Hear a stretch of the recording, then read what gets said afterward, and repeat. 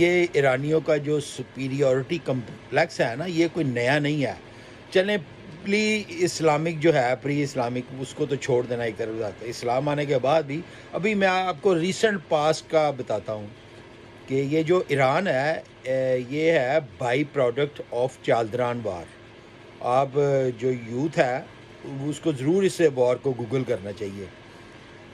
یہ ڈیسائسو بیٹل تھی ottoman umpire, جس کو سلطنت عثمانیہ کہتے ہیں ہم، اور صفوی امپائر جو کہ شیعوں کی امپائر تھی. اور یہ بڑے اتھرے تھے. ان کا جو لاسٹ، جس کا جو ڈیسائسو بیٹل میں ان کا تھا نا جو لیڈر، اسماعیل تھا. اس کو یہ مرشد کہتے تھے. آپ نے سنا ہوگا قزل باش جو اس کے سولجر تھے وہ قزل باش کہلاتے تھے. اور وہ اپنے آپ کو اور اپنے مرشد کو سمجھتے تھے کہ اس کو دنیا میں کوئی طاقت بیٹ نہیں کر سکتی. اس لیے جب جنگ ہوئی ہے اس سلطنت عثمانیہ کے ساتھ ان کی، تو سلطنت عثمانیہ کے پاس توپیں تھیں، گولے تھے.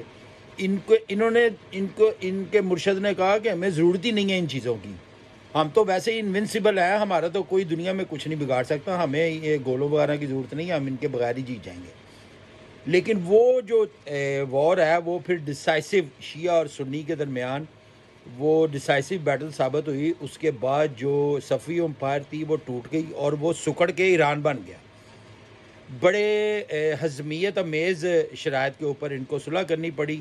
اینڈ کے اوپر سلطنت عثمانیہ کے ساتھ جتنے علاقے ان کے کنٹرول میں تھے یہ سب ان سے آزاد ہو گئے، وہ سلطنت عثمانیہ میں داخل ہو گئے.